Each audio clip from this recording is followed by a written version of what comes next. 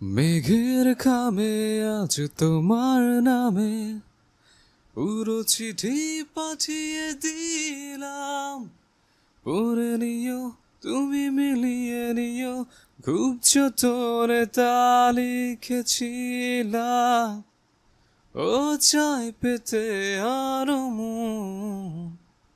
জয়ের কণ্ঠে গান শুনে চমকে উঠল শ্রেয়া। জয় মুচকি হাসলো, শ্রেয়ার ঠোঁটে মুখে চুলে মুখ ডোবালো। জিসানের রুমের পাশের রুমটায় জয়ের। জুই আনমনে ভাবছিল আর ধীর পায়ে হেঁটে আসছিল ঘরের দিকে। গানের গলা পেয়ে থেমে যায়।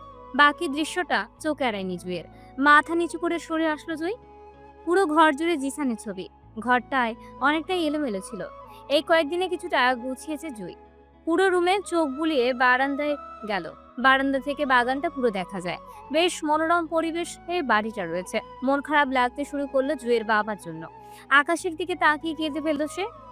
আছরের আজান হতেই জুই ওয়াশরুম চলে গেল। অজু করে নামাজ আদায় করে নিল। জায়নামাজটা গুছিয়ে এসে বেতের চেয়ারে বসলো এসে। ক্লান্ত শরীরে ঘরে ফিরল জিসান। আজ কয়েকদিন যাবত অফিস জয়েন করেছে সে। উপায়ন্তর তো নেই, জীবনের মোড় ঘুরে গেছে যে। বিছানায় গা এলিয়ে দিল জিসান। জুই, এক গ্লাস পানি দিতে পারবে? গলা উঁচিয়ে ডাকলো জিসান। জুই জিসানের কণ্ঠ পেয়ে লাফিয়ে উঠল। ঘরে এসে বলল, কখন এলে তুমি? এই তো মাত্র।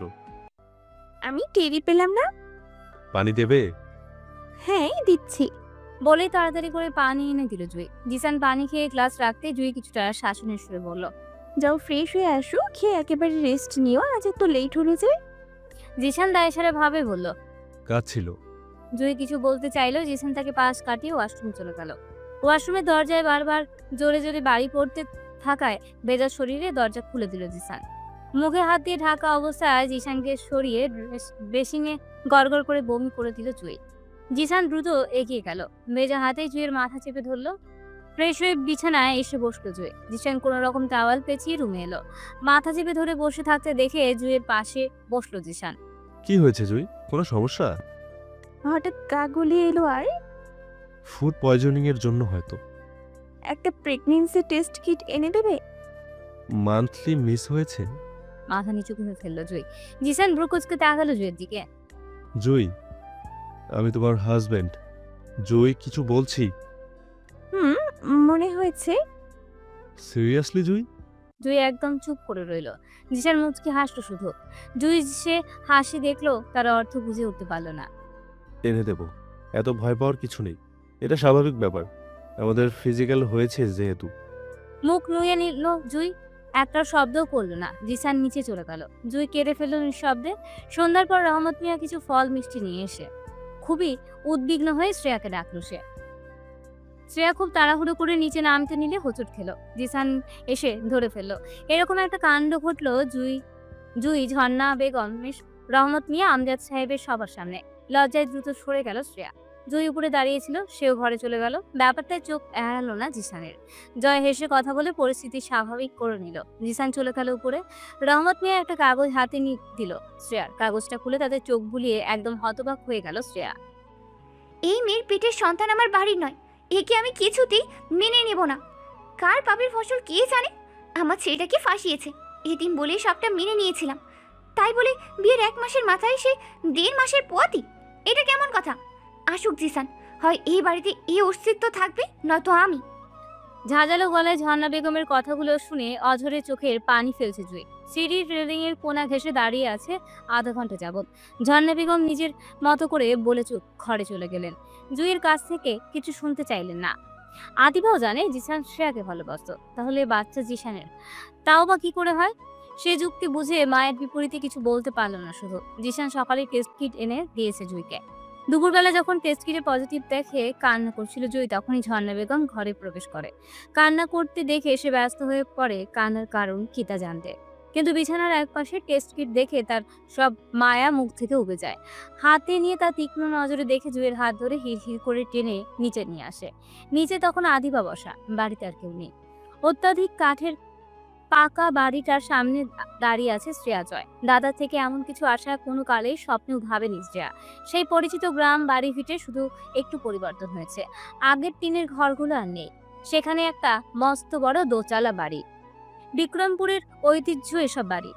পুরো বাড়িটাই কালো খয়েরি রঙের কাঠ আর অন্যরকম টিন দিয়ে তৈরি করা, দেখতেও খুব সুন্দর, অনেকটা বাগান বাড়ির মতোই।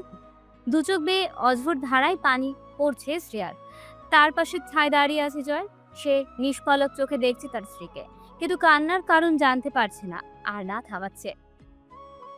অনেকক্ষণ বাড়িটার দিকে তাকিয়ে থেকে ভেতরে ঢুকলো শ্রেয়া। তার পিছু পিছু জয়ও গেল।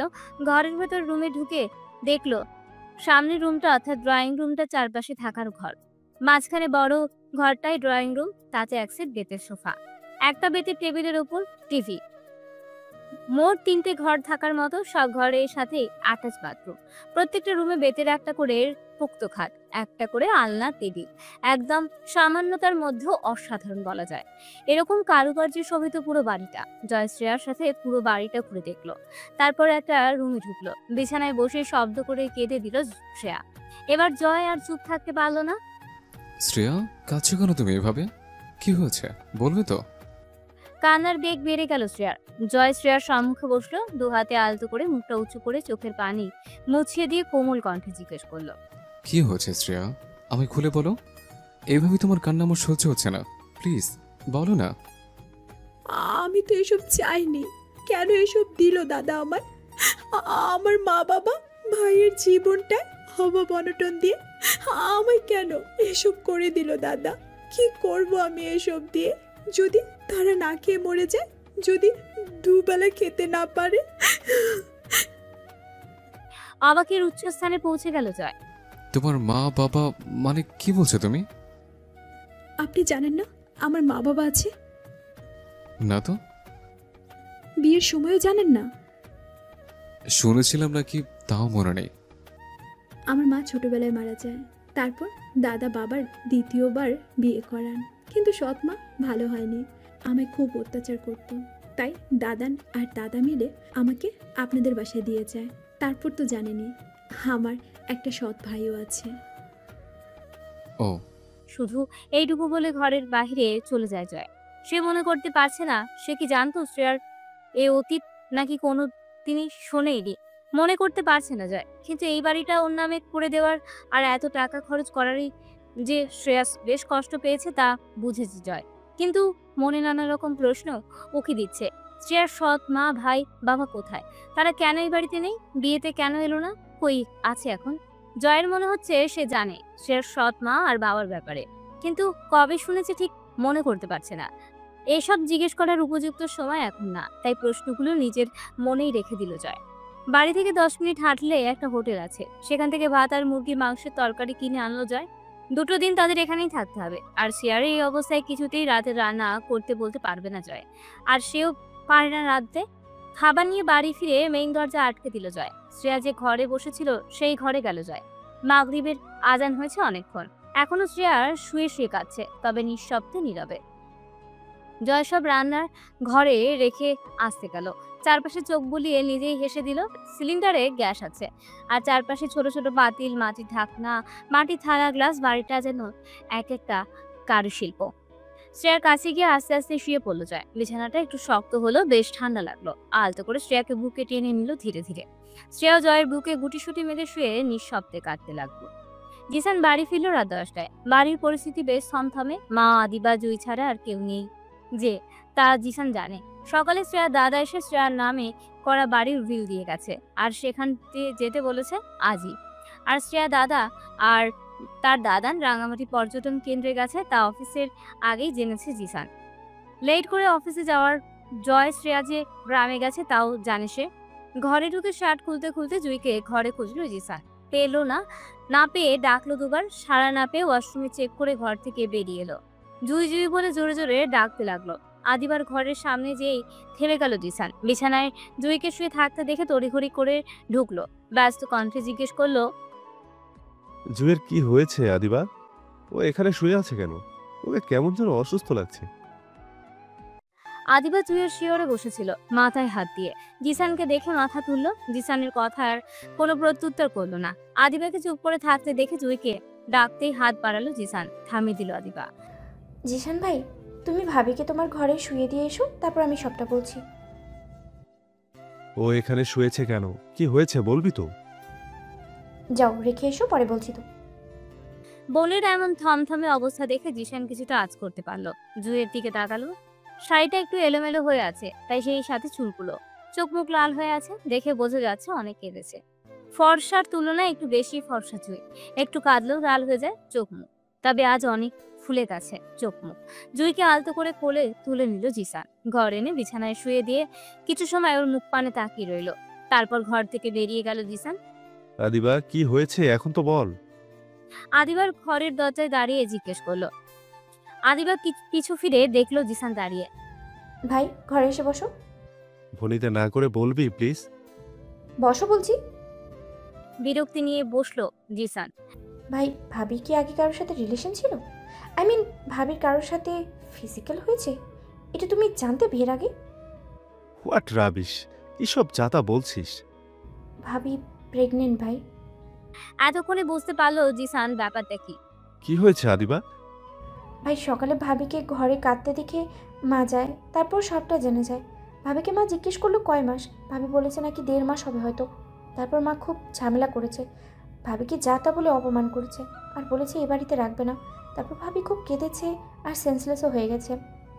আমি ডাক্তারকে কল করেছিলাম, এসে দেখে গেছে ভাবিকে মেন্টালি সাপোর্ট আর ফুল বেড রেস্ট রাখতে বলেছে, নয়তো বাচ্চাটা মিসক্যারেজ হয়ে যেতে পারে।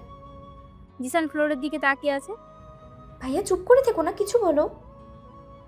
আমি বাচ্চার বাবা আদিবা। ননসেন্সের মতো কথা বলো না ভাইয়া। এখন যে করেই হোক মাকে ম্যানেজ করো। কাল দাদা ভাই, বাবা, বড় ভাবি আসবে, তখন মায়ের সব তুললে ব্যাপারটা আরও বিচ্ছিরি হবে। ভাবিও কতটা ছোট হবে ভেবে দেখেছো? আমি সব ঠিক বলছি আদিবা, সেদিন জুয়ের বার্থডে পার্টি ছিল। আমি জিসান ফ্লোরের দিকে তাকিয়ে আছে। আদিবা সবটা শুনে রেগে বলল। আসলে তোমরা পুরুষ জাতি একটা কলঙ্ক। তোমাদের মতো কিছু ছেলে দুনিয়ার কোথায় পৃথিবী এত অধপতন। এক ভাই গার্লফ্রেন্ডের জন্য মা বোনকে অপমান করলো, বাড়ির সবার পছন্দ করা মেয়েকে বিয়ে করবে না বলে জেদ ধরে মেয়েটাকে যা নয় তা বলে অপমান করলো, অসম্মান করলো, শেষে কিনা তাকেই বিয়ে করলো। আর এখন পরাণের পরাণ চোখের মণি, চোখে হারায়। আর আরেক ভাই বড় ভাইয়ের বউকে ভালোবেসে একদম দেবদাস হয়ে গেল, আবার তলে তলে আরেক মেয়ের সর্বনাশ করে শেষে কিনা তাকেই বিয়ে করলো, আর এখন বাচ্চার বাপ হবে। ছি ছি ছি ছি। হনহন করে নিজের রুম থেকে বেরিয়ে গেল আদিবা। জিসান নিচের দিকে তাকিয়ে দীর্ঘশ্বাস ছেড়ে উঠে দাঁড়ালো। ধীর পায়ে মায়ের ঘরের সামনে যেয়ে দাঁড়ালো জিসান। ঝর্ণা বেগম বিছানায় বসে বসে ঝিমোচ্ছিলেন। জিসান আস্তে আস্তে বিছানার কোণা ঘেঁষে বসলো। মা, মা। হ্যাঁ হ্যাঁ জিসান বল। জিসান তুই কখন এলি? কিছুক্ষণ হলো। তোর সাথে আমার খুব জরুরি কথা ছিল। তুই এ কাকে? মা, আমি এই ব্যাপারেই বলতে এসেছি। তুই সব জানিস? কেন অন্যের? মা, জুয়ের সন্তানের বাবা আমিই মা। আসলে ও তো আমার খুব ভালো ফ্রেন্ড। ইউএসএ আপন বলতে ওই আমার খুব কাছের আর আপন ছিল। আর একসময় প্রেম, ভালোবাসা, সম্পর্ক আর মেলামেশার এক পর্যায়ে তারপর বিয়ে। মা প্লিজ, তুমি জুইকে অপমান করো না। দোষটা আমারই ছিল, আমি নিজেকে। প্লিজ মা। ঝর্ণা বেগম মুখ ঘুরিয়ে নিলেন, তাচ্ছিল্যে সুরে বললেন। আল্লাহ কোন দোষে তোদের মতো ছেলে আমার পেটে দিয়েছিল কে জানে। কি পাপ করেছিলাম আমি? মা। অযথা মেয়েটার সাথে কি যাতা ব্যবহার করেছি। ছি। মা। দূর হ আমার চোখের সামনে থেকে, দোহাই তোর। জিসানের চোখে পানি এসে ভিড় করেছে। নিজেকে শক্ত করে ঘর থেকে বেরিয়ে গেল। আদিবা ছাদে গিয়েছিল। ঘুটঘুটে অন্ধকার দেখে এক প্রকার দৌড়ে ঘরে এলো। এসে দেখে বালিশের নিচে ফোন ভাইব্রেট করছে। হাতে তুললে দেখলো স্ক্রিনের ওদের হাস্যোজ্জ্বল ছবিটা ভেসে উঠেছে। কয়েক সেকেন্ড তাকিয়ে থেকে কলে প্রায় শেষ সময়ে রিসিভ করে কানে রাখলো। হ্যালো, কি করছে আমার জান পাখি? কিছু না। কি হয়েছে আমার জান পাখির? ড্রামা বন্ধ করবে প্লিজ? কি হয়েছে? Anything wrong? না। আচ্ছা, একটা সারপ্রাইজ দিতে কল করেছি। শুনেই তোমার সব মন খারাপ চলে যাবে। বলো। বাবা আজ নিচে আমায় ডেকে নিয়ে বললো তাদের নাকি তোমাকে পছন্দ। সামনের শুক্রবার তোমাকে দেখতে যেতে চায়। আঙ্কেল দাদার নাকি সেদিন বাড়ি থাকবে। বাবা নাকি আঙ্কেলের সাথে কথা বলেছে। ও আচ্ছা। তুমি সারপ্রাইজড হওনি? সিরিয়াসলি কি হয়েছে তোমার? বিয়ে করে কি হবে শুনি? জীবন নিয়ে শুরু করে দিবে খেলা? তোমরা ছেলে জাতটাই তো অসুস্থ, বিকৃত মস্তিষ্কে। কি হয়েছে বলবে প্লিজ? জিশান ভাই। রোদকে সবটা খুলে বলল আদিবা। রোদ একটা দীর্ঘশ্বাস ছাড়লো, যার শব্দ স্পষ্ট কানে গেল আদিবার। আদিবা, সব ছেলেরা এক হয় না, আর না পুরুষ জাতি। কারোর জন্য সবাইকে তুমি এক কাতারে ফেলতে পারো না। এক একজন মানুষ এক এক রকম, আর জিসান হয়তো পরিস্থিতির চাপে পড়ে এরকমটা করেছে। দাদা ভাই, সে কি করেছিল বড় ভাবির সাথে? ওদের দুজনেই একটা বাজে পরিস্থিতির শিকার, যার অংশীদার তোমার ভাবিরাও। একবার ভেবেছো জয় কি করে একটা মেয়ের মোহ কাটিয়ে আরেকজনকে মেনে নিয়েছে? কতটা অপরিচিত ছিল হুট করে জীবনে আসার। সাফাই গাইবে না প্লিজ। জিসান কি ভেবেছিল তার জীবনটা এরকম এলোমেলো হয়ে যাবে? ওর বয়সটাই বা কতটুকু, আমাদের কতটা ছোট। এত ঝড় গেছে ওর জীবনে, সেসব সামনে নিয়েছে, এটাই তো তোমাদের অনেক পা। শ্রেয়ার ব্যাপারটা নিয়ে যদিও বাড়ির সবার সামনে সিক্রেট করতো বা জুইকে স্ত্রীর স্বীকৃতি না দিত। জিশান ভাইয়ের জন্য আমার খুব খারাপ লাগে জানো তো। ছোটবেলা থেকেই বাবা মায়ের থেকে দূরে দূরে ছিল। দাদা ভাই দাদান বাবা মায়ের সাথে যতটা ক্লোজ, জিশান ভাই তার 4 ভাগের 1 ভাগও নয়। তারপরেও এত কিছু ঘটে গেল, মনে কি চলে কি জানে। সব ঠিক হয়ে যাবে আদিবা। সত্যি কি সব ঠিক হয়ে যায়? কিছুই ঠিক হয় না। ঠিক হওয়ার হলে কখনো এরকম দুর্বিষহতা মানুষের জীবনে আসতোই না। আসলে সবটাই মানুষ মানিয়ে চলতে শিখে যায়। আল্লাহ যা করেন ভালোর জন্যই করেন, এই কথাটা বিশ্বাস করো তো? খুব বিশ্বাস করি। নয়তো দেখো না, জুই ভাবিকে ভাই বিয়ে না করলে বাচ্চারা কি পরিণত হতো। তোমার তো আনন্দ করার কথা, তুমি ফুকপি হতে যাচ্ছ। ম্লান হাসলো আদিবা। আমার রানীর মুখে হাসি ফুটলো। তবে ভালো লাগছে না, রাখছি। খেয়েছো? হ্যাঁ। আচ্ছা, আল্লাহ হাফেজ। কল কেটে দিতেই আদিবা ফোনের স্ক্রিনের দিকে কিছুক্ষণ তাকিয়ে থেকে বিছানায় শুয়ে পড়ল। জুইয়ের পাশে বসে আছে জিসান, অপলক তাকিয়ে আছে। মলিন মুখটায় কিছু উস্কো খুস্কো চুল এসে পড়ে আছে। ঠোঁটজোড়া কিছু সময় পর পর একটু একটু কেঁপে উঠেছে। আলতো করে চুমু খেতে একটু নড়ে উঠলো জুই। পেটের উপর থেকে শাড়িটা সরিয়ে বেশ কয়েকটা চুমু খেলো। কম্বল টেনে দিয়ে গলা অবধি ঢেকে দিল। আমি জানি না আমার এখন কেমন রিয়াক্ট করা উচিত। আমি বাবা হচ্ছি, আর বাবা হলে কেমন আনন্দ হয় জানা নেই আমার। তবে এতদিন পর কেমন যেন একটা প্রশান্তি অনুভব হচ্ছে আমার। জয়ী কেউ আমায় বাবা বলে ডাকবে, গুটি গুটি পায়ে কোলে উঠবে, ছোট তুলতুলে হাতগুলো দিয়ে আমায় ছুবে। ভাবতেই কেমন স্বর্গীয় সুখ অনুভব হচ্ছে। আমি খুব ভালো থাকবো জয়ী, খুব ভালো। আর তুমিও খুব ভালো থাকবে, খুব ভালো। উঠে ঘরের দরজাটা আটকে দিল জিসান। তারপর জুইয়ের পাশে এসে শুয়ে পড়ল। খুব ইচ্ছে করলো জুইকে বুকে টেনে নিতে, কিন্তু যদি বাবু ব্যথা পায় সেই ভেবে কাছে টানলো না। নিজেই জুইয়ের বুকে মাথা রেখে শুয়ে পড়ল। 2 ঘন্টা হলো জয় জানতে পেরেছে সে বাবা হবে। প্রথমে খুশি হলেও কিছু সময় পর থেকেই সে গম্ভীর হয়ে বসে আছে। কেন তা বুঝতে পারছে না শ্রেয়া। প্রাণ থেকে এসে কয়েক দফা বমি করেছে, তারপর সেন্সলেস হয়ে যায়। ডক্টরকে কল করলে সে এসে শ্রেয়াকে চেক আপ করে জানায় সে মা হবে। ঝর্ণা বেগম তো খুব খুশি, তার 2 ছেলের বউই পোয়াতি। তার খুশি ধরে রাখে কে? সবাইকে মিষ্টি বিলাচ্ছেন একে একে। পাড়া প্রতিবেশীদের বাড়িতেও পাঠিয়েছেন। এই বাড়িতে বউ হয়ে আসা অবধি জুই শ্রেয়ার সাথে তেমন কথা বলেনি, একটু আধটু হুহাতে সেরেছে।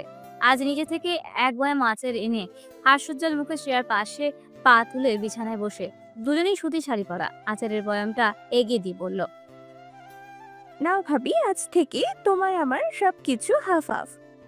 মুচকি হেসে হাত পেতে আচার নিল শ্রেয়া। জুই বেশ খানিক আচার মুখে পুরে বলল, জানো তো, তোমার আগে মা হওয়ার দরকার ছিল। কেন বলো তো? জিভে আচার নিয়ে পাল্টা প্রশ্ন ছুড়ল শ্রেয়া। আমাদের আগে তো তোমাদের বিয়ে হয়েছে, আর মাসখানে আগে, তাহলে সেই হিসেবে তুমি আগে আদর পেয়েছো। খুব খুব করে কেসে উঠল শ্রেয়া। চোখ মুখ খানিকে লাল হয়ে গেল। জুই আচারের বয়ামটা কোল থেকে সরিয়ে ব্যস্ত কণ্ঠে স্থির হতে বলল শ্রেয়াকে। মাথায় হাত বুলিয়ে ফু দিল। নাক চেপে কিছু সময় চুপ থেকে স্বাভাবিক হলো শ্রেয়া। প্রসঙ্গ পাল্টাতে বলল, তুমি তো ইউএসএ থাকতে জুই, তাহলে তোমার মধ্যে বাঙালিয়ানা কি করে? মৃদু হেসে জুই বলল, জন্ম তো বাংলাদেশেই, এখানে বেড়ে ওঠা। 17 বছর বয়সে মা মারা গেলে আমি বাবা ইউএস চলে যাই। তাছাড়া প্রত্যেক বছরই এখানে আসা হতো। ও আচ্ছা। হান্ততান্ত হয়ে রুমে ঢুকে জয় কাছে দেখে জুইতে পড়ে। দাদা ভাই এসে গেছে, আমি তাহলে এখন যাই, পরে আসবো। বসো। না, পরে আসবো নে। বলে দ্রুত রুম ত্যাগ করলো জুই। সাদা শার্টটা খুলতে খুলতে জয় বলল। শ্রেয়া, এই বাবুটা না রাখলে হয় না? চমকে উঠল শ্রেয়া, বিমূঢ় কণ্ঠে জিজ্ঞেস করলো। কি বলছেন? শ্রেয়া দেখো, আমার খুব ভয় হচ্ছে। একদিনেই তোমার শরীরে পানি এসে গেছে, তার উপর প্রথম বাবু। যদি সিজার করতে হয়, আর বিয়ে তো হলো কয়েকদিন, এখন না নিলেও তো ক্ষতি নেই। একটু বুঝো। আপনি কি পাগল? কি অদ্ভুত ভিত্তিহীন যুক্তি। হাজার হাজার নারীরা মা হচ্ছে, তাদের হাজবেন্ডরা খুশি হয় বাবা হবে বলে, আর আপনি বাবা হয়ে মেরে ফেলতে বলছেন? শ্রেয়ার পাশে বসলো জয়, শ্রেয়াকে আলতো করে বুকে জড়িয়ে নিল জয়। ভয় হচ্ছে। শ্রেয়া মাথায় হাত বুলাতে বুলাতে বলল জয়। শ্রেয়া চুপ করে জয়ের শরীরের ঘ্রাণ নিতে ব্যস্ত, চোখের কোনা ভিজে উঠেছে। সকাল হতে সব রান্না হাতে হাতে করলো শ্রেয়া। জুই হেল্প করলো তাকে। সব খাবার টেবিলে গুছিয়ে দিতে জুই সবাইকে খেতে ডাকলো। সবাই একে একে সবাই খেতে বসলো। হঠাৎ জয়ের ফোনে কল আসতে সে দাঁড়িয়ে পড়লো, দু চোখ দিয়ে পানি গড়িয়ে পড়লো, যা কারোরই চোখ এড়ালো না। হাত না ধুয়েই বাড়ি থেকে বেরিয়ে গেল। কয়েক মিনিট পরে ফিরে এলো জয়। সবাই খুব উৎসুক দৃষ্টিতে তাকিয়ে আছে জয়ের দিকে। জয়ের চোখ মুখ লাল টকটকে হয়ে আছে। জয় শান্ত হওয়ার চেষ্টা করে বলল, রোদের দাদিমণি খুব অসুস্থ, স্ট্রোক হয়েছে। বলে উপরে চলে গেল জয়। ঝর্ণা বেগম বুঝতে পারলেন কেন তার ছেলের চোখ দিয়ে পানি গড়িয়ে পড়েছে। দাদি মারা যাওয়ার পর এই মহিলাটাই তো তার স্বাভাবিক করেছিল জয়কে। জয়ের চলে যাওয়ার দিকে তাকিয়ে জিসানের প্লেটে তরকারি তুলে দিল শ্রেয়া। হঠাৎ চিৎকার করে উঠল জিসান। What rubbish! বলে দাঁড়িয়ে পড়ল। শ্রেয়া ততক্ষণে দেখে নিয়েছে সে জিসানের প্লেটে নয়, সাদা শার্টের হাতায় তরকারি ফেলে দিয়েছে। শ্রেয়া কিছু বলতে যাওয়ার মুহূর্তেই ঠাস করে চর বসিয়ে দিল জিসান শ্রেয়ার গালে। মুহূর্তেই ডাইনিং রুম জুড়ে নিস্তব্ধতায় ভরে গেল। সবাই হতবাক হয়ে তাকিয়ে আছে। শ্রেয়া পানি টলমলো চোখে তাকিয়ে আছে জিসানের দিকে। সে দৃষ্টি এসে বুকে আঘাত করলো জিসানের। চাইতেও সে অশ্রুমাখা গভীর চাহনি উপেক্ষা করতে পারল না। অনুশোচনা এসে ভর করলো ক্ষণিকেই। পাশে থাকা কাঁচের গ্লাসটা ভেঙে তাতে হাত চেপে ধরলো জিসান। জুই, ঝর্ণা বেগম চিৎকার করে উঠলেন। সবাই এসে ওর হাত থেকে কাঁচের টুকরো সরাতে ব্যস্ত, আর জিসান ব্যস্ত সে অশ্রুময়ীর ভারাক্রান্ত আঁখিজোড়া দেখতে। একটা চাপা আওয়াজ এলো শ্রেয়ার কানে। সে ছুটে ড্রয়িং রুমে গেল। টি টেবিলের ড্রয়ার থেকে ফার্স্ট এড বক্স তুলে দ্রুত পায়ে হাঁটা ধরলো। সবাই ঝর্ণা বেগম বললেন, বড় বৌমা, এদিকে আনো ফার্স্ট এড বক্সটা, অনেকটা ক্ষত হয়েছে। জুয়ের মুখটা শুকিয়ে গেল। সে ভাবলো শ্রেয়াও কতটা কেয়ার করে জিসানের, তাই হয়তো জিসান শ্রেয়াকে এত ভালোবাসে। হাত কাটতেই সব ভুলে ফার্স্ট এড বক্সটা নিয়ে এলো দৌড়ে। সে কি সত্যি তার মতো এত ভালোবাসার যোগ্য? তার স্বামীর হাত কেটেছে, অথচ সে তো পারলো না দৌড়ে যেতে। জুয়ের হুঁশ ফিরল শ্রেয়ার কথায়। মামুনি, ওনার হয়তো কোথাও লেগেছে। ফুলদানি ভাঙার শব্দ কানে এলো। ড্রয়ারে তো আরও একটা বক্স আছে, জুইকে বলো আনতে। ওর বরের হাতের ওষুধ লাগানো ওর উচিত। শান্ত স্বরে জবাব দিয়ে সবাইকে অবাক করে দ্রুত পায়ে সিঁড়ি বেয়ে উপরে চলে গেল শ্রেয়া। জুই হতবাক নির্বিকার দৃষ্টিতে তাকিয়ে রইল শ্রেয়ার যাওয়ার পানে। শাশুড়ির ধমক খেয়ে সে স্বাভাবিক হলো, ছুটলো ফার্স্ট এড বক্স আনতে। এতক্ষণে বেশ অনেকটা রক্ত ঝরে গেছে। জয় মাথা চেপে ধরে বসে আছে। শ্রেয়া পাশে বসলো। ফার্স্ট এড বক্স থেকে অ্যান্টিসেপটিক তুলে নিয়ে হাত টেনে ধরে লাগালো। জয় চমকে উঠলো পুরো। হা করে আছেন কেন মশাই? তুমি কি জানলে আমার লেগেছে? বউ তো, হৃদয়ের কানেকশন আছে না একটা। মৃদু হাসলো জয়। কি করে লাগলো? আসলে বলুন। কান্না পাচ্ছিল, সাথে রাগও, তে কন্ট্রোল করতে। এটা কোনো কথা? ছেলে মানুষ কাঁদতে হয় বুঝি? আর রাগ কন্ট্রোল করতে কিছু ফর্মুলা অ্যাপ্লাই করতে হয়, তাও সেটা বইয়ের উপর, জানেন তো? কি বলছো? হ্যাঁ, আপনি দেখে কিচ্ছুই জানেন না। হাতে ব্যান্ডেজের শেষ গিট দিতে দিতে বলল শ্রেয়া। জানি তো। কি জানেন? অনেক কিছুই। ব্রু কুচকে জয়ের দিকে তাকালো শ্রেয়া। জয়ের ঠোঁটে তখন রহস্যের হাসি। সেই রহস্য ভেদ করে শ্রেয়ার মাথা রাখলো জয়ের বুকে। আলতোভাবে খোপা খুলে দিল জয়। এলো কেশগুলো ঢেউয়ের মতো দোল খেয়ে বিছানায় শুয়ে গড়িয়ে পড়ল। এ যেন এক শান্তির স্থান, এক নিরাপদ স্থান। স্বামী প্রশস্ত বুকে মাথা রেখে যেন অনন্তকাল কাটিয়ে দেওয়া যাবে নির্দ্বিধায়। সকাল থেকে বেশ আয়োজন মাহমুদ ভিলায়। আকাশায় বেশে পড়েছে গতকাল রাতেই। বাড়ির একমাত্র মেয়ের আকতাজ, কিন্তু আমজাদ সাহেব আসতে পারেনি, রাঙামাটি থেকে আসতেই পারেননি। আজ আসবেন রোদের বাবা মা আদিবাকে দেখতে। রোদের দাদির অবস্থা বেশি ভালো না, তাই আজই আকত ছাড়তে যায়। পরে তিনি সুস্থ হলে একটা রিসেপশন পার্টি দেওয়া যাবে। সকাল থেকে ব্যস্ত সে, বাড়ির বড় বউ হিসেবে তার ঘাড়ে দায়িত্বের বোঝা বেশ বড়সড়। এদিক ওদিক ছুটি করছে। কাজের বুয়া এসেছেন 4 জন, তাদের সব বুঝিয়ে দিচ্ছেন। তাছাড়া জুয়ের প্রেগনেন্সির সিমটমস গুলো বেশি হচ্ছে, বমি করছে বেশ কয়েকবার। জুইকে দেখতে যাচ্ছে, স্যালাইন বানিয়ে দিয়ে এসেছে। বাবুর্চি দিয়ে বাগানের পশ্চিমে রান্না হচ্ছে। জয় সেখানে ব্যস্ত। জিসান বাড়িটাকে মোটামুটি সাজানোর দায়িত্ব নিয়েছে। তাছাড়া জুয়ের শরীরটা ঠিক নেই। কিছুক্ষণ পর পর দেখছে ঘরে গিয়ে। সব কাজ শেষ করে আদিবাকে সাজাতে ওর ঘরে গেল শ্রেয়া। গিয়ে কিছুটা নয়, বেশ খানিকটা অবাক হয়ে গেল। লাল শাড়ির সাথে গোল্ডেন অর্নামেন্টস পরে সম্পূর্ণ বউ সাজে সেজে আয়নার সামনে দাঁড়িয়ে আছে আদিবা। গালে হাত দিয়ে মুচকি এসে আদিবাকে দেখছে শ্রেয়া। আদিবা কোমরে হাত দিয়ে শ্রেয়ার দিকে ফিরে তাকালো আদিবা। ভাবি দেখো তো ঠিকঠাক। একা একা সেজে নিলে? আসলে তুমি আসছো না, আর আমি আগে থেকেই ভাবতাম বিয়েতে আমিই সাজবো, তাই আর কি। এখন ঠিকঠাক তো, বলো না। না, কিছু একটা মিসিং। তাই নাকি? কি বলো তো? লাল লিপস্টিক দাওনি? নেই তো। আচ্ছা দাঁড়াও, আমি আনছি। দ্রুত পায়ে ঘর থেকে বেরিয়ে গেল শ্রেয়া। নিজের ঘরে যে লাল লিপস্টিকটা এনে বেরোতেই শাড়িতে পা পেঁচিয়ে পড়ে গেল শ্রেয়া। চাপা আর্তনাদ করে উঠলো শ্রেয়া। খুব চেষ্টা করে উঠে দাঁড়িয়ে মনে হলো ব্যথাটা ভ্যানিশ হয়ে গেল। শ্রেয়া মনে মনে খুব ভয় পেয়ে গিয়েছিল, কিন্তু ব্যথা অনুভব না হয় দিব্যি হেঁটে গেল আদিবার ঘরে। মনে মনে আল্লাহর শোকের আদায় করলো। লিপস্টিকটা আদিবার হাতে দিতেই বেশ কিছুক্ষণ গল্প করলো।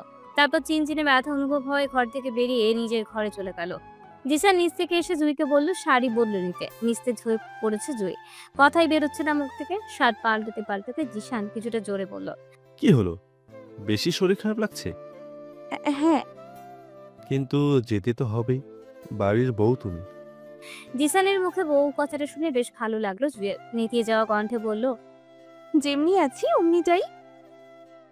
তা কি করে হয়? আচ্ছা বসো। আলমারি থেকে একটা হালকা নীল কালারের শাড়ি বের করে জুয়ের সামনে রাখলো। আস্তে আস্তে ধরে দাঁড় করালো। জুই কেবল অবাকের পর অবাক হচ্ছে। নতুন শাড়িটা পরতে হেল্প করলো, বসিয়ে চুল আছড়ে দিল। নিজ হাতে খোপা করলো জুই।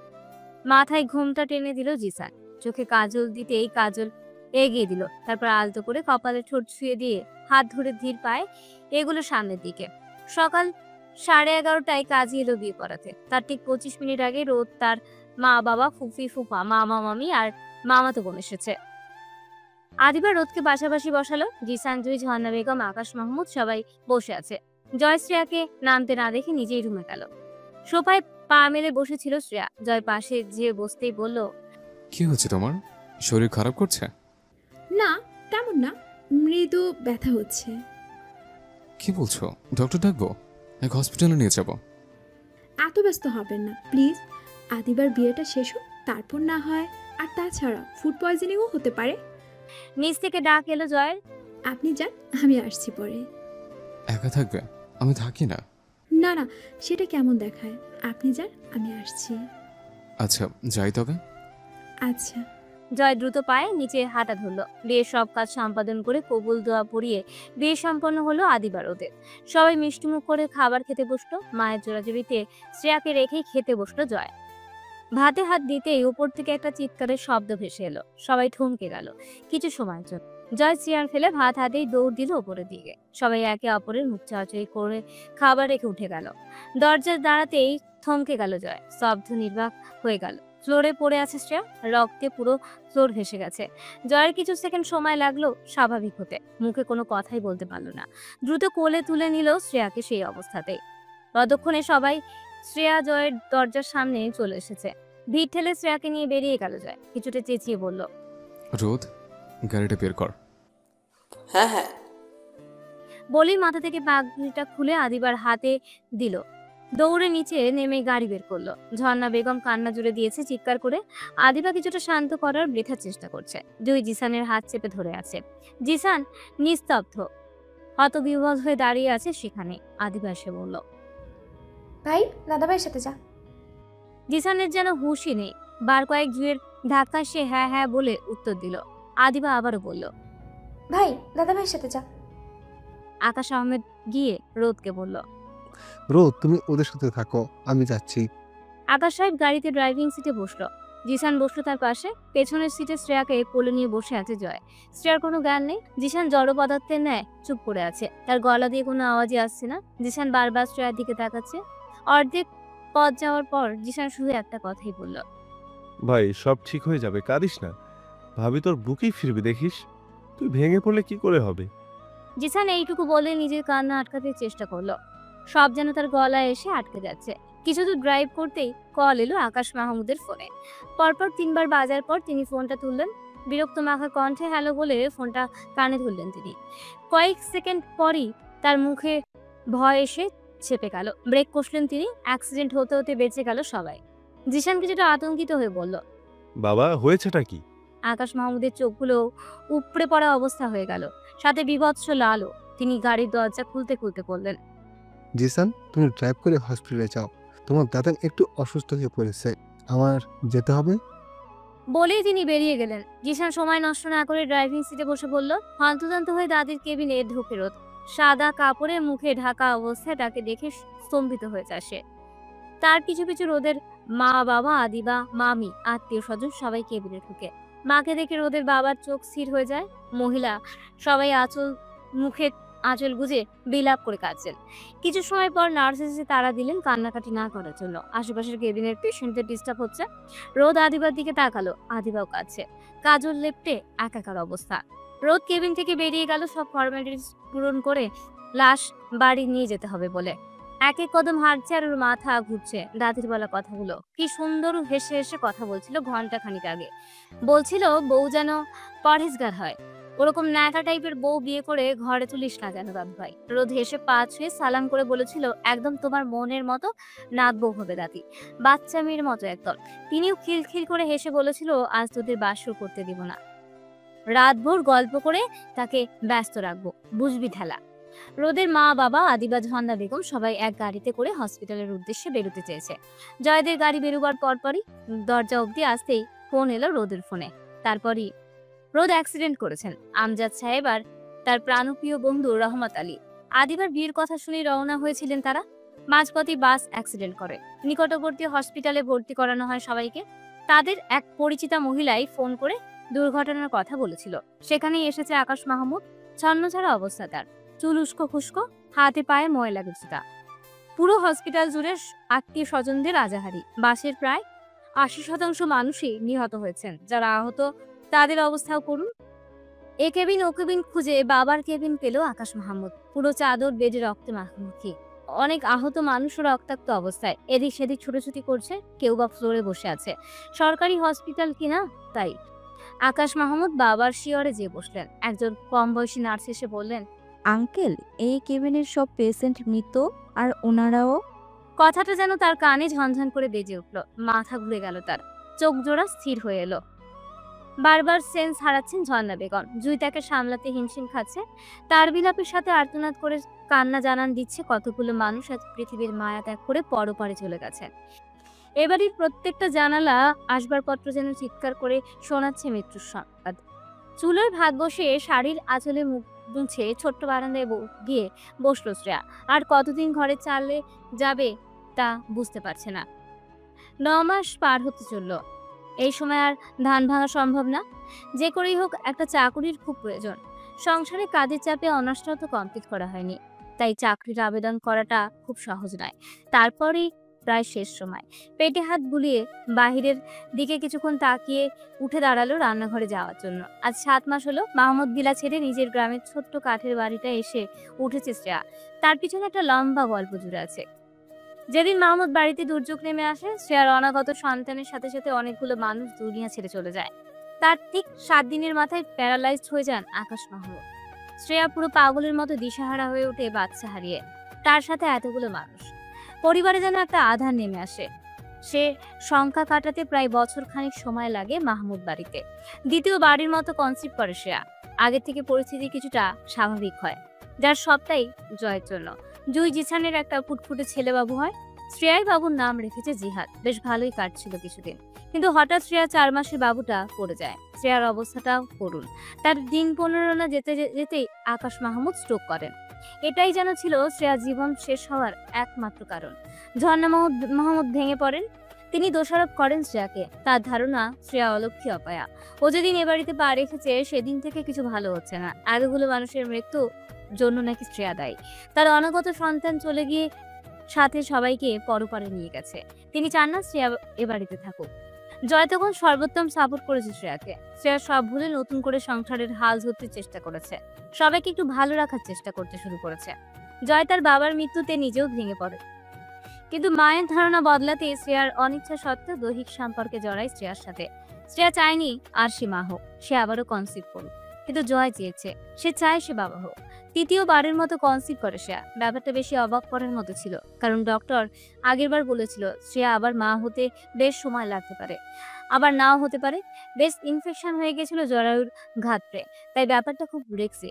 জয় শ্রেয়া ছাড়া আর কেউই জানতো না, কিন্তু কথায় আছে না, যেখানে বাঘের ভয় সেখানেই সন্ধ্যা হয়। এক সন্ধ্যায় শুটকি মাছের গন্ধে সবার সামনে হড়হড় করে বমি করে দিল শ্রেয়া।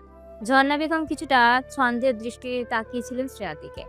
জয় ব্যাপারটা সামনে নিলেও তিনি ৩-৪ দিন পর জিহাদের সাথে দুষ্টুমি করতে গিয়ে অসাবধানতা বশত তলপেটে কিছুটা আঘাত পায় শ্রেয়া। চাপা আর্তনাদ করে ওঠে, পুরনো ভয় চেপে বসে শ্রেয়ার মনে। দোয়া দরুদ পড়তে পড়তে ফ্লোরে বসে পড়ে। একসময় সেন্স হারায়। জুই ঝর্ণা বেগমের মাথায় তেল দিচ্ছিল, জয় অফিসে জিশন টিভি দেখছিল। পিচ্ছি বাবু জিহাদ তখন বড় মাকে কয়েকবার ডাকে, সারা না পেয়ে গুটি গুটি পায়ে নিজেদের ঘরে যায়। মা বাবা কাউকে না পেয়ে আস্তে আস্তে বেরিয়ে সিঁড়ি ধরে নিচে নামতে চেষ্টা করে। সবাই বসে থাকা জিসানের চোখ পড়ে জিহাদের দিকে। দ্রুত সিঁড়ি ধরে উঠে বাবুকে কোলে তুলে নেয়। তেমন একটা কথা বলতে শিখে নেয় জিহাদ। আধগুলিতে বোঝায় তার বড় মার ঘরে যেতে। জিসান ছেলের কথায় পাত্তা না দিয়ে নিচে নামতে চাইলে বাবার কোলে থেকেই কান্না জুড়ে দেয় জিহাদ। তারপর কান্না থামাতে শ্রেয়ার ঘরের দিকে নিয়ে যায় জিসান। দরজায় দাঁড়িয়ে শ্রেয়াকে ওভাবে পড়ে থাকতে দেখে জিহাদকে কোল থেকে নামিয়ে শ্রেয়াকে ডাকতে থাকে জিসান। কোলে তুলে বিছানায় শুয়ে দিয়ে আগে ডক্টরকে কল করে, তারপর জয়কে কল করে, তারপর মা বউকে খুব জোরে জোরে ডাকতে থাকে। জয়ের ডক্টর প্রায় এক সময় চলে আসে। শ্রেয়াকে চেক আপ করে নতুন সুখবরটা দেয়। এক চাপা আতঙ্ক ছিল জয়ের ভেতরে। ডক্টরের কথা শুনে কেঁদেই দেয় জয়। সুখবরটা সবার জন্য সুখবর ছিল না। ঝর্ণা বেগম আঁচলে মুখ গুজে ঘর থেকে বেরিয়ে আসেন, নিজের ঘরে এসে দরজা বন্ধ করে কাঁদতে থাকেন। সেদিনের পর কয়েক সপ্তাহ স্থায়ী হয় শ্রেয়া মাহমুদ ভিলায়। আপ্রাণ চেষ্টা করেও শাশুড়ির মন জয় করে থেকে যেতে, কিন্তু ঝর্ণা বেগমের ধারণা এবারও কাউকে হারাবে সে। এবার তার ছেলেদের কপালে খারাপ কিছু আছে। তিনি খাওয়া দাওয়া বন্ধ করে দেন, তবুও জয় খুব চেষ্টা করে মাকে বোঝাতো, কিন্তু তিনি তার সিদ্ধান্তে অটল। একসময় বেশ অসুস্থ হয়ে পড়েন ঝর্ণা বেগম। অগত্যা গ্রামের বাড়িতে চলে আসতেই হয় শ্রেয়াকে। বাড়ি থেকে আসার সময় প্রায় 4 মাস অবধি জয় এসে সময় দিত, থাকতো, খুব যত্ন করতো শ্রেয়ার, কিন্তু কয়েকটা মাস ধরেই একেবারেই আসে না, আর না কোনো যোগাযোগ। হয়তো শাশুড়ি জেনে গেছে, তাই আসতে দেন না। জয়ের উপর কোনো অভিযোগ নেই শ্রেয়ার। সেই এখন সবটা ছেড়ে দিতে চায়। সংসার, স্বামী, শুধু ভাবতে চায় তার অনাগত সন্তানের কথা। তাই সেও আর কোনো রকম চেষ্টাও করে না জয়ের সাথে যোগাযোগ করতে। আগে জুই, জিসান, আদিবা, রোদও আসতো, এখন তারাও আর আসে না। চুলা থেকে ভাত নামিয়ে আলু ডাল সিদ্ধ করে ডিম সিদ্ধ করে। আজ খুব ভর্তা খেতে ইচ্ছে করছে তার। পাল্টায় বেটে ভর্তা খাওয়ার মতো অবস্থাতে সে নেই। একা একাই বসতে কষ্ট হয়, তাই আলু ভর্তা, ডিম ভর্তা, ডাল ভর্তা করে একে একে সব গুছিয়ে রেখে গোসলে যায়। গোসল থেকে বেরোতে নিচ থেকে দরজায় কড়া নাড়ার শব্দ আসে কানে। খুব সাবধানে নিচে নামে, ওড়নাটা দিয়ে মাথা শরীর ভালো করে ঢেকে দরজা খুলে দেয়। দরজা খুলতে পায়ের তলা কাঁপছে শ্রেয়ার। দাঁড়িয়ে থাকতে কষ্ট হচ্ছে যেন। কতগুলো মাস, কতদিন, কত সপ্তাহ পর দেখছে তার স্বামীকে। কিছুটা উদাসীন, এলোমেলো, উস্কো খুস্কো দেখাচ্ছে জয়কে। মাথা ভর্তি চুল, মুখ ভর্তি দাঁড়িয়ে, তবু যেন সৌন্দর্য একটু কমেনি। একদম বয়স্ক লাগছে না, আবার সে আগের জয়ের মতো নেই। যেন এক নতুন জয়কে দেখছে শ্রেয়া। এই লোকটাকে মন থেকে ঝেড়ে ফেলতে চেয়েছিল শ্রেয়া, তার অস্তিত্ব মুছে ফেলতে চাইছিল। আদৌ কি সম্ভব তা? এতদিন পর তাকে সামনে দাঁড়িয়ে থাকতে দেখেই পৃথিবী এলোমেলো হয়ে যাচ্ছে শ্রেয়ার। তার বিশ্বাসই হচ্ছে না জয় এসেছে, তার জয় এসেছে। ঝড়ের বেগে এসে শ্রেয়াকে জড়িয়ে ধরল শ্রেয়া। শ্রেয়া ওভাবেই দাঁড়িয়ে রইল। 6 থেকে 7 মিনিট সময় ওভাবেই কেটে গেল। শ্রেয়ার মনে হচ্ছে সবটা স্বপ্ন। খুব করে চাইছি সময়টা এখানেই থেমে যাক। জয় কাঁদছে, খুব কাঁদছে। তা টের পাওয়া মাত্রই ঘুর কাটলো শ্রেয়ার। জয়কে আলতো করে নিজের থেকে সরিয়ে সামনে এলো। অপলক তাকিয়ে রইল জয় শ্রেয়ার দিকে। শ্রেয়া জয়ের চোখের পানি মুছে দিয়ে ঘুরে দাঁড়াতেই পেছন থেকে কাশির শব্দ কানে আসলো। শব্দটা খুব চেনা। ঘুরে দাঁড়ালো শ্রেয়া। পুরো মুখ জুড়ে হাসির তীক্ষ্ণ রেখা ভেসে উঠলো। আদিবা, রোদ, জুই, জিসান দাঁড়িয়ে দরজায়। জিসানের কোলে জিহাদ। শ্রেয়াকে দেখেই হাতের কিটক্যাট চকলেটটা ফেলে বড়মা বলে চেঁচিয়ে উঠলো জিহাদ। ঠোঁট প্রসারিত করে হাসল শ্রেয়া। চোখ ভিজে উঠল। হাত বাড়িয়ে জিহাদকে কোলে নিতে চাইলে বাদ সাধল জিশান। শ্রেয়া, তোমার শরীরের কন্ডিশন ভালো না, এই অবস্থায় ওকে কোলে নেওয়াটা ঠিক হবে না। ভাবি ঘরে আসতে বলবেন না? শ্রেয়া হাসল। হ্যাঁ আসুন। বলেই দরজা থেকে সরে দাঁড়ালো। জয় শুনল না। কিরে শালা, সরবি নাকি তোর ঘরের উপর দিয়ে ঘরে ঢুকতে হবে? জয়কে কিছুটা ধাক্কা দিয়ে বলল রোদ। আদিবা শ্রেয়াকে জড়িয়ে ধরে বেশ অনেকক্ষণ কাঁদল। জুই, জিসান, রোদ সবাই তাকিয়ে দেখছিল আর সবার মাথা নিচু। শ্রেয়া আদিবাকে শান্ত করলো। ভাবি জানো, মা মা তোমাকে ফিরিয়ে নিয়ে যেতে পাঠিয়েছে আমায়। মা তো এখন ঠিকভাবে হাঁটতেও পারে না, নয়তো আসতো। জানো, আমরা সবাই খুব বুঝিয়েছিলাম মাকে, মা তো মানতেই নারাজ। একসময় আমাদের আশাও আটকে দিল মা। দাদাভাইকে মাথা ছুঁয়ে কসম কাটিয়ে কত রকমের ভয় দেখিয়ে আশা বন্ধ করলো জানো। দাদাভাইও দমে গেল না, সবার সাথে যোগাযোগ বন্ধ করে দিল, ঠিকভাবে বাড়ি আসা বন্ধ করে দিল। 2 মাস তো উধাও হয়ে গেল। সারাদিন অফিস কাজ নিয়ে এত ব্যস্ত হয়ে গেল যে ঠিকঠাকভাবে মায়ের সাথে কথাও বলতো না। আমিও বাসায় যাওয়া বন্ধ করে দিলাম। জিশান ভাইও আর মায়ের কাছে তেমন যেত না। আস্তে আস্তে মা উপলব্ধি করতে পারলো যে সাজানো সংসারটা কেমন এলোমেলো হয়ে গেছে। তুমি থাকতেই বাড়িটা আনন্দময় ছিল। একদিন জুই ভাবি মায়ের পাশে বসে তোমার কথা বলতে লাগলো। তোমার 9 মাস চলছে, একা থাকো তুমি এই বাসায়। এখনও তো বাড়ির কারোরই কোনো ক্ষমতা হয়নি। যদি এরকম হওয়ারই ছিল যে তুমি কনসিভ করলেই বাড়ির কেউ না কেউ মারা যায়, তাহলে এবার কেন সবাই সুস্থ আছে? আর কিছুই সেদিন বললো না ভাবি। দিন যেতে লাগলো, আর মাও বুঝতে পারলো তোমার শূন্যতা। একদিন ভাইয়াকে ডেকে জড়িয়ে ধরে খুব কাঁদলো। ভাই একটা কথাও বলেনি। জিহাদবাবু বড় মা করে সারাদিন মায়ের মাথা খেয়ে ফেলতো, কারো কাছে খেতেই চাইতো না। তারপর থাক সেসব কথা, এখন তোমরা হাত মুখ ধুয়ে নাও, একসাথে খেতে বসবো। ভাবি আমার না খুব ভর্তা খেতে ইচ্ছে করছে তোমার হাতে। মুচকে হাসলো শ্রেয়া। আস্তে করে রান্নাঘরের দিকে পা বাড়ালো। জিহাদকে কোল থেকে নামাতেই দৌড় লাগালো গুটি গুটি পায়। জুই, জিসান জিহাদের পিছু নিল। আদিবা যে জয়ের কাঁধে ধাক্কা দিল। জয় অপ্রস্তুত দৃষ্টিতে তাকিয়ে রইল আদিবার দিকে, চোখ দুটো বিস্মিত, লাল টকটকে। আদিবা কিছুটা রেগে গিয়ে বলল, এখন কি তোকে বলতে হবে? যা বউয়ের সাথে রোম্যান্স কর দাদা ভাই, ব্যাককেলা হাম্মক, যা রান্না করে। জয় বোকা বনে গেল আদিবার কথায়। মাথা চুলকাতে চুলকাতে রান্নাঘরে ঢুকলো। শ্রেয়া জানে এ পায়ের শব্দকার। সে আগের মতোই সব খাবার বাটি গুছাতে লাগলো। জয় অনেকটা কাছে এসে দাঁড়ালো শ্রেয়ার। কান্না লুকানোর বৃথা চেষ্টা করতে ব্যস্ত শ্রেয়া 2 হাতের মাঝে বউকে আবদ্ধ করে কপালে ঠোঁট স্পর্শ করলো। ভয়ঙ্কর রকমের কেঁপে উঠল শ্রেয়া। জয়ের মনে হলো তার বাবুটাও কেঁপে উঠছে। কানের কাছে মুখ এনে বলল, চলো আজই বাড়ি ফিরে চলো। আবেগগুলো খুব নিস্তব্ধ হয়ে গেছে। ভালোবাসা বলতে মনের কোনো কিছুই নেই। প্রেম পায় না এখন আর। প্রেমাবেগগুলো নিস্তব্ধতায় মোড়া। নিস্তব্ধ প্রেমাবেগ দিয়ে কি করে সংসার করব বলো তো? ভালোবাসা ফুরায় না, এটা ফুরোবার জিনিস নয়। আর অসময়ে কারোই প্রেম পায় না, তা জানো তো। তাই বোনারে এলেই পাবে। আর আবেগ, তাকে নিস্তব্ধ হওয়ার মতো। আবেগ কখনো সজীব হয়, কখনো নির্জীব হয়, নিস্তব্ধ হয় না। ভালোই বলেছ, তবে আমি আর ফিরবো না। সংসার নামক মায়ায় ক্ষণিকের জন্য জড়াতে চাই না আর। আমার বাচ্চাটাই আমার সব। তুমি না গেলে কিন্তু পুরো পরিবার সমেত এখানে এসে উঠবে। তখন তোমারই জ্বালা। এই অবস্থাতেই কাজ করতে হবে, আর ওখানে থাকলে আরামে থাকবে। বিগত মাসগুলো কোথায় ছিল এসব চিন্তা? ভেবেছিলে একবারও বাবুর কথা? কি খাই, কিভাবে বাঁচি? রুজিনা আপা কিন্তু অকারণে এসে এত কাজ করে দিত না তোমায়। বেশ মোটা অঙ্কের মাইনে পেত বলেই। আর বিগত মাস কিন্তু মোটেই খাওয়ার কষ্ট হয়নি তোমার, কারণ প্রতি মাসের 3 তারিখ পরিমাণ মতো খাদ্য চলে আসতো ভ্যান দিয়ে। আর এ মাস টানাটানি হয়েছে, তাই তো? কারণটা এখন ক্লিয়ার হয়েছে কি? চুপ করে রইল শ্রেয়া। বাড়ি চলো। না, তোমার বাবা মায়ের খোঁজ পেয়েছে। আমিও জানি তারা বাড়ি ধারা আছে, ভালোই আছে। আমার মুখ দেখতে চায় না, তাই চলে এসেছি। আর কখনো যেতে নিষেধ করেছেন। জানি, বাদ দাও। চলো ভাত খাবো, ক্ষুধা লেগেছে। শ্রেয়া নিঃশব্দে সবাইকে বেড়ে খাওয়ালো। জয়কে দেখে মনে হলো সে খুব তৃপ্তি করে খেয়েছে আজ। আদিবা তো রাজ্যের গল্প জুড়ে দিয়েছিল। খাবার খাওয়া শেষ করে সব গুছাতে শ্রেয়াকে হেল্প করলো জয়। একটু বিশ্রাম নিয়ে বাড়ির আশেপাশে ঘুরে দেখার নাম করে সবাই ঘর থেকে বেরিয়ে গেল। জয় শ্রেয়াকে একটু স্পেস দেওয়া দরকার। শ্রেয়া যখন বেতের চেয়ারটা এসে বসলো জয়, তখন মাথার কাছে দাঁড়িয়ে শ্রেয়াকে এক প্রকার জোর করে কোলে তুলে নিল জয়। আগের থেকে দ্বিগুণ ওজন হলেও জয়ের মনে এক রাশ অনুভূতি হলো। শান্ত স্বরে নামিয়ে দিতে বলল শ্রেয়া। জয়ও নামিয়ে দিল। চলে যাও তোমরা, আমি যাব না। আর আমি আমার সিদ্ধান্তে অটল। ভালোবাসো না বুঝে আমায় আর?